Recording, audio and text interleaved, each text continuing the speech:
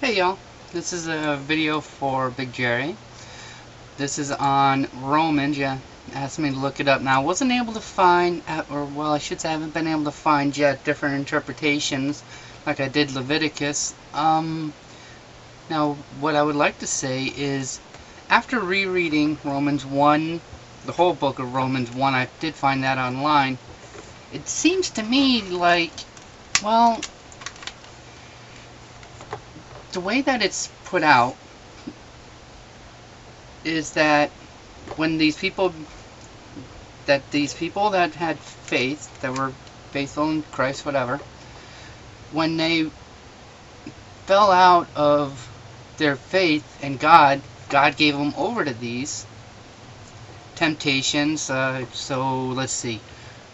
For this reason, God gave them up to dishonorable passions, for their women exchanged natural relations for those that are contrary to nature.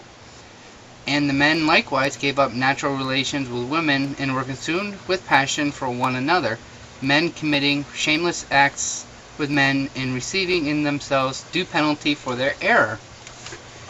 Well, it's not... When you have to read before and after, because that's another reason I've had problem actually with organized religion, diverting off subject. Who knew? Is that they quote mine. They read that one paragraph and that's it. They say read this paragraph. Okay, I'm going to talk, confuse, talk about this paragraph, talk about that paragraph, but not really going into detail on the information that came before and the information that comes after. Because if you read a paragraph before, it's talking about people that turn away from God, turn away from the grace of God in Jesus, and they take up pagan rituals. And it says here that God gives them over to these. Now,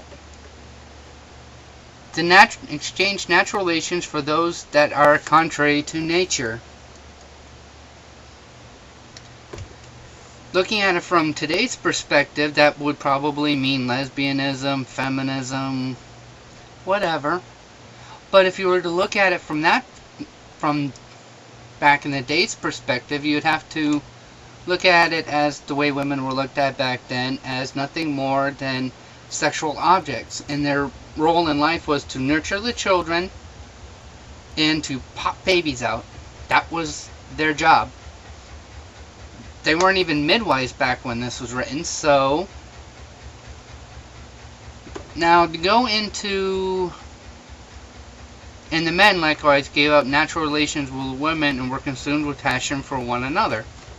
Okay. But it doesn't say anything in there about the people that is their natural state. They are naturally, if they're male, they're naturally attracted to males. It doesn't mention anything on that. Also, the simple fact that if sexuality was such a big issue, I would like to think that Jesus would actually have brought it up definitively. Jesus says this. Doesn't happen anywhere. I've been reading on here. I actually looked up after reading one of the articles on here that it didn't. How many times did Jesus mention it? He sort of mentioned it with about divorcing people. He mentioned that twice about it being adultery. Nothing on homosexuality. Nothing on transgenderism. And this is just... And the way this is also written is that these people were heterosexual, and then when they went to paganism, God opened their hearts to homosexuality. So, if that's where their heart is to begin with, then it's not a sin. That's how I'm reading it. But I'm going to keep looking on the subject, so check back with me in a little bit. Maybe I'll have something new. Stay safe, stay frosty, and peace.